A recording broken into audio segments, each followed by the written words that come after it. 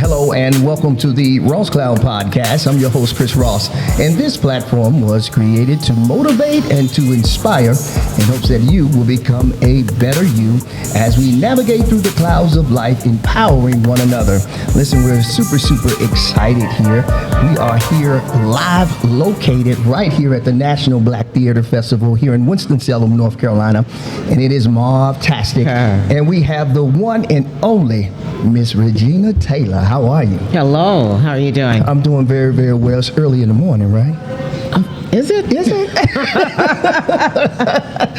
First of all, thank you so much for gracing us with your presence on this morning. It is true. You're very welcome. It's truly an honor to speak with you. As I was speaking to you earlier, 2 years ago, I happened to see you, and it was bypassing. And I was like, I'm going to get my opportunity to talk to Miss Taylor, and I finally do. So, Miss Taylor, before we get into it, we know some of your great work that you've done. You're also a playwright. Did you get your start in theater first?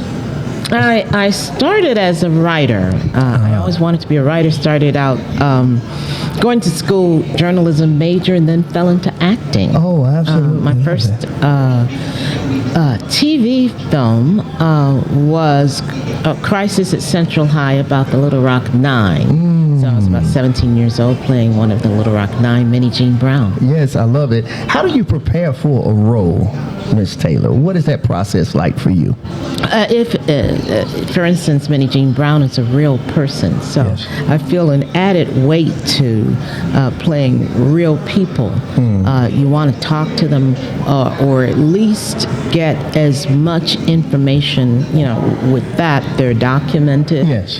Talk to people that might know them. Do as much background as possible, whether that's a real person or a fictional person.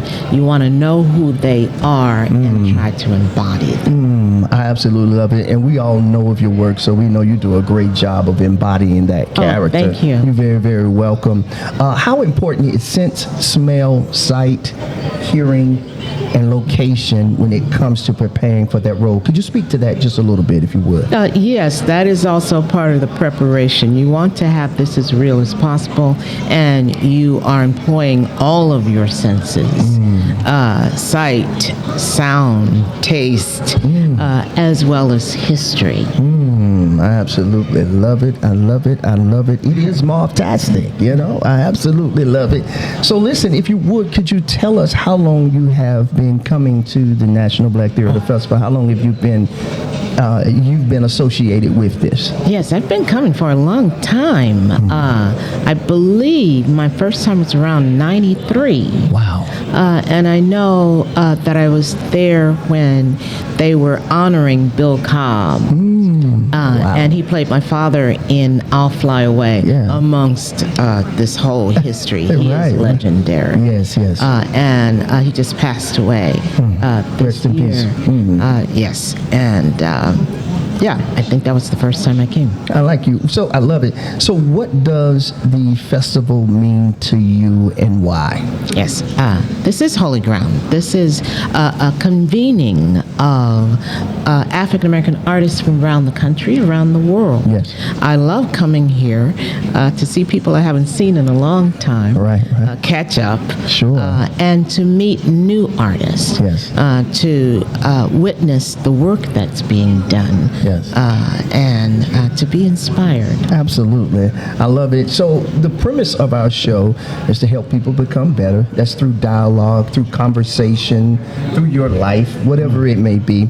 If you would, could you take a little bit of time to motivate someone, to inspire them to keep going and not quitting, no matter what it is that they're doing? Yes, it is my background, born in Dallas, Texas, West Dallas Project, single mother.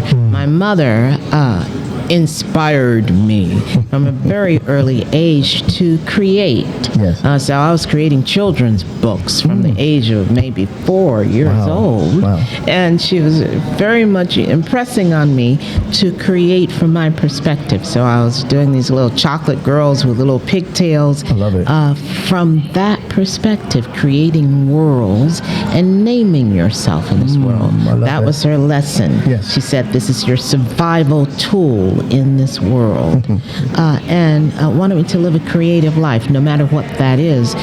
You have to be creative in order to get through the tough times. Absolutely. My grandmother had 9 kids, and if you have $11 to the next paycheck, you have to be creative. I love it. So whether you are in the arts, acting, directing, writing, whether you're a teacher, whether you're a doctor, whether you have a podcast, whether in any field, you draw upon your imagination. That's your edge. Yes. Your perspective. Yes, I love it. So what's next for you, Miss Taylor? I'm here presenting a reading of a new play, a one-woman show called Exhibit. I love and that. It comes from what's happening right here and now. This woman about my age is triggered by the scenes, this America that we're experiencing right now that is very divided. Yes. And it takes her back to her childhood, integrating this school in Muskogee, Oklahoma. And 1968 specifically, when we had the assassinations, when we had the riotings in the street, when we had this discord from all sides, people pitted against each other. Absolutely. Where are we right now? Are we moving forward or are we moving back? That's a scary time. Certainly it feels like the pendulum is swinging, and it scares me. I'm very much wanting this to be a call of action through the arts. We can do that, and through this play, to have these dialogues, to have these conversations that we need to have, because now is not the time to be silent. We have to speak up, stand up, speak out. Because we can. Right now. And we want to make sure that we continue to be able to speak out in the future. To have people go out and vote. Please get out there and vote. Exercise your right. Is what this piece is about. I love it. You heard it first here, right here on the Ross Cloud podcast with Miss Regina Taylor. Get out there and vote. Yes. It's your right to vote. Hey, let's get Kamala Harris in there. Yes. Let's get her in the office, y'all. So listen, Miss Taylor, I thank you so much for this bit of short time that we have with you. We won't waste any more of your time. We know you're a busy lady. This has been wonderful. Thank you so much. Thank you so much. Listen, I hope you guys have heard something that can help you become a better you.